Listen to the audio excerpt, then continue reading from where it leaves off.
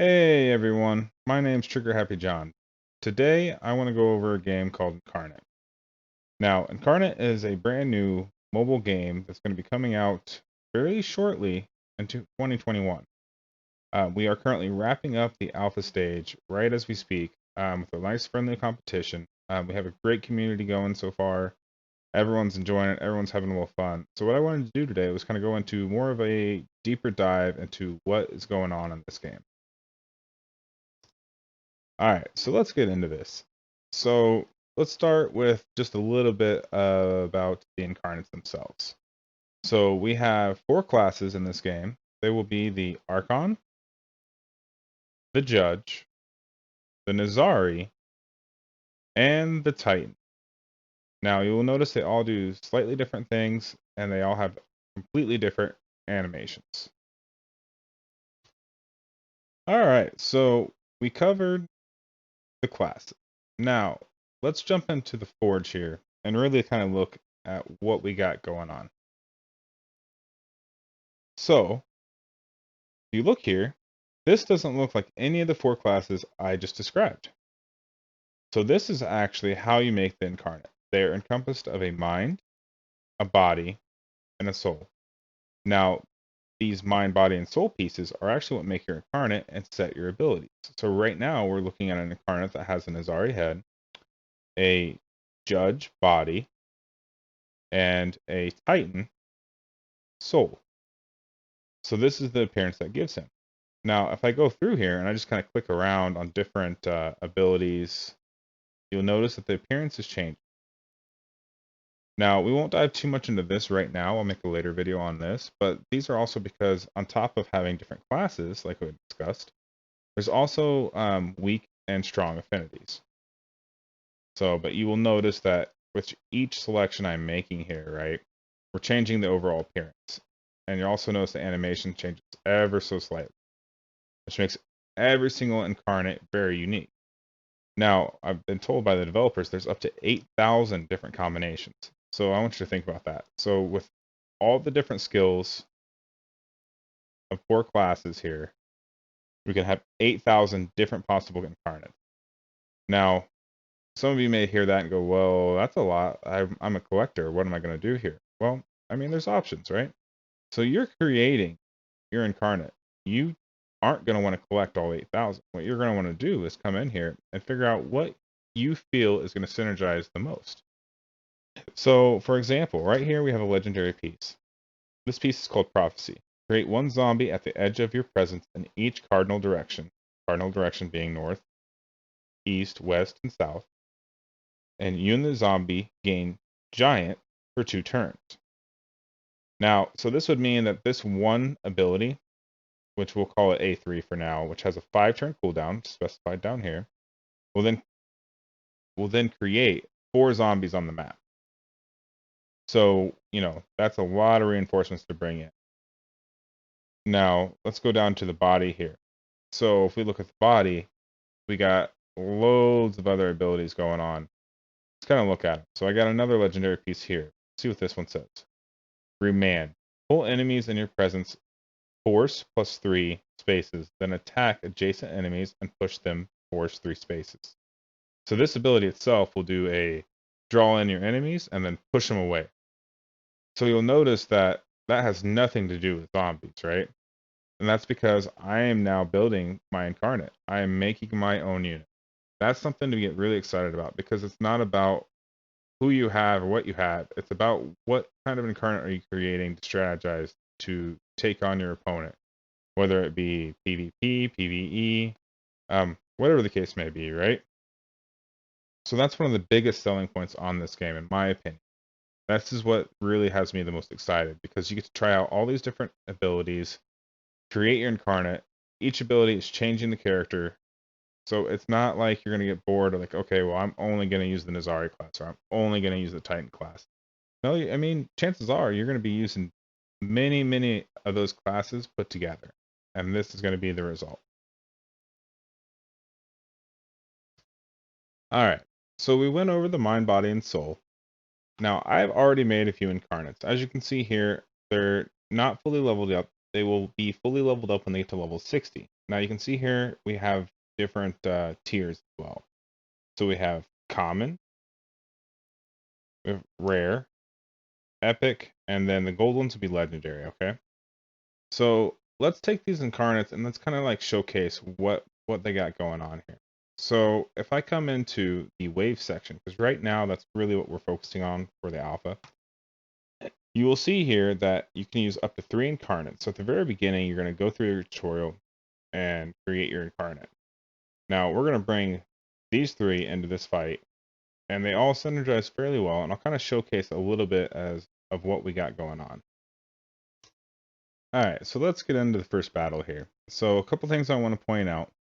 I want to go over my incarnate's abilities and kind of what the objective here is. So right now we're on wave 25, and we're going to be doing a wave clear style battle. Now what this means is you will notice that there are 3 incarnates on the field. To clear each wave, you must kill all 3 incarnates.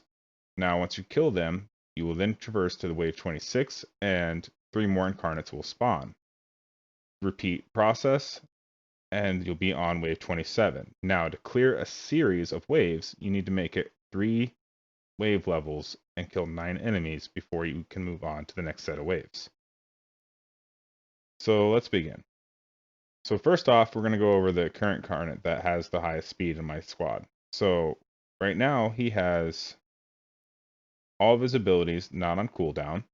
And you will notice as I hover over each ability, it tells you the cooldown and what the ability does. Now, Oasis, with the 4-turn cooldown, allies in your presence are healed for 10% of your HP and gain 10% regen for 2 turns. Furnace, allies in your presence gain 20% initiative for 2 turns, gain aura. With a 4 presence, allies heal for 10% of their HP whenever they deal damage. As a 1, Sandstorm, attack an adjacent enemy, teleport back 1 space, and then attack all enemies within range. What that means is anyone that's within range of his presence. So right now, all of our guys are fully healed. Their turn meters bars are up, so we need neither the A2 or the A3. So we're going to go ahead and reposition them and attack. So we're going to go right up beside them. You will also notice in the upper right-hand corner that we have a 1.5 times speed. Now this can be altered to 2 times speed and 3 times speed, and back down to 1 speed.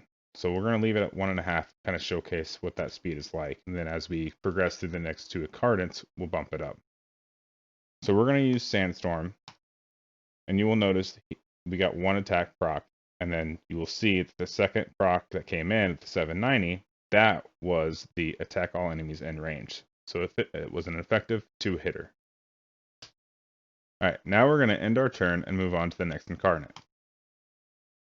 Now, this next incarnate, this is going to be my DPS incarnate. So his abilities are Hysteria, which has a 4-turn cooldown, attack enemies in line 3, which is presence of 3, gain 10% initiative for each enemy hit. So if I use this ability and hit an enemy, then I will gain 10% of my turn meter back. His A2, Frenzy, you gain Surge and Vamp for 3 turns. Now Vamp is a 50% attack up plus a 25% heal for damage done. Or damage dealt, sorry.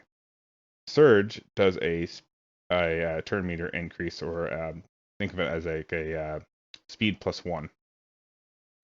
Covenant, attack target enemy, create a zombie behind you if they are killed by this ability. Now this is very good to note because you'll notice that it reads, create a zombie behind you if they are killed. So if another incarnate is behind you, it will not actually proc the zombie. So let's bump this up to the 2 times speed now, and I'm going to showcase what 2 times speed looks like. So I don't have a whole lot of presence on this guy, or a lot of movement here. So we can only traverse 1 forward because, as you can tell from the blue line here, he only has a movement of 3. So to go up that block, which is 3 high, that's going to take all of his movement substats. So you'll notice it was a little quicker, but not quite that fast. We'll face him this direction, and he's out of range for all of my abilities. So what we will do is we'll pop Frenzy, so that way when I do get to hit him on his next turn, he will have the Vamp proc, which will give more damage. Alright, that's in that turn. Alright, so last but not least, This is so far my favorite Incarnate I've made. And I kind of want to go over why. So, let's go over his kit first. You will notice his A3 has a 5-turn cooldown. Create one zombie at the edge of your presence in each cardinal direction.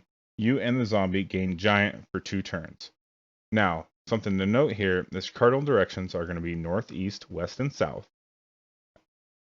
He has a presence of 3. So if you notice looking at the map here, if you go 3 tiles to the right, to the north, to the west, or below him, that is where the zombies will spawn. So you need to be mindful of his presence. Now, Giant gives plus 25% max HP.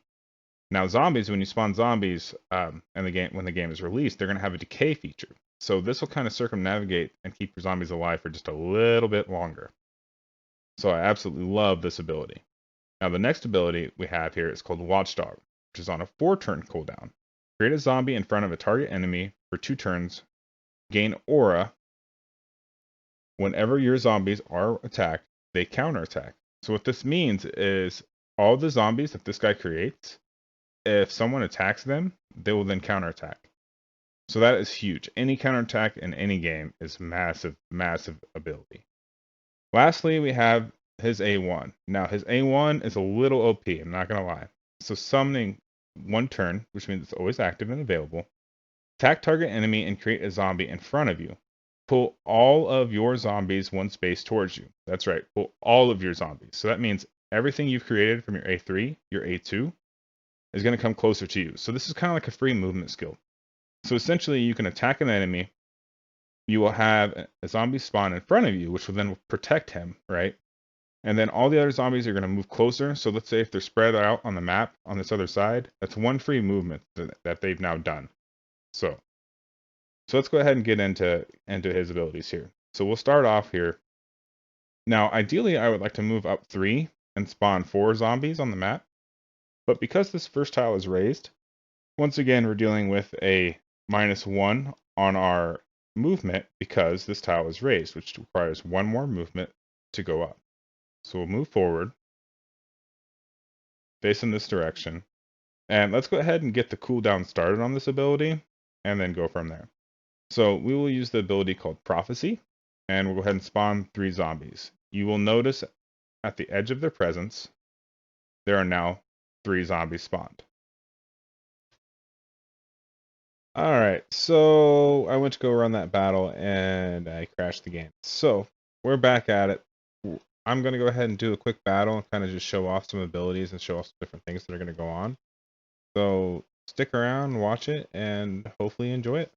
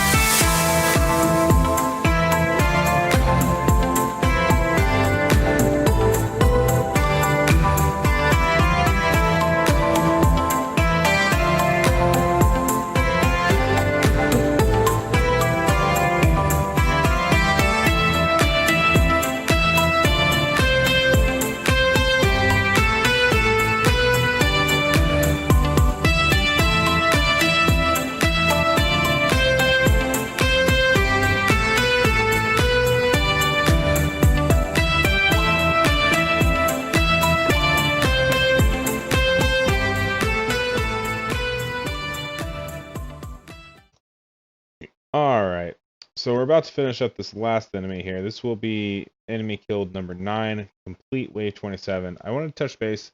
So you'll notice as I sped that up, kind of see some of the gameplay here. Now we have tons and tons of incarnates on the field. So by using my abilities on my zombie creator, I have now essentially almost flooded the map. Now, as they were battling, you'll kind of notice that they were traversing around. Incarnates can't move through themselves. So another aspect of this game is, okay, what path do I need to take to get to where I need to go, and how am I going to stay out of everyone's way to be able to move freely, right? So there's another complexity to the game, but also another huge strategy advantage. So let's go ahead and let's finish this guy off. Hopefully this one hit does it, and it did. So you'll see here I got my XP. I dropped 3 mats. Overall, it was a lot of fun, really quick. Not gonna lie to you guys, there is a lot of strategy. There is a lot of detail into this game. There's going to be endless possibilities on how you want to play it, what strategy you want to take. The strategy you guys just saw me take was a zombie creator, a healer, and essentially a DPS. So with that, I hope you guys enjoy. I will be streaming on Twitch, twitch.tv/triggerhappyjohn. You can stop by, ask questions, and feel free, by all means. I do play other games. I've been playing some Raid Shadow Legends and whatnot, but once the alpha of Incarnate ends and we move forward into the other builds of the Incarnate, I will be streaming that mostly full time when I can. So please give me a like, subscribe, and I hope you enjoyed the content. Have a good one, guys. Peace.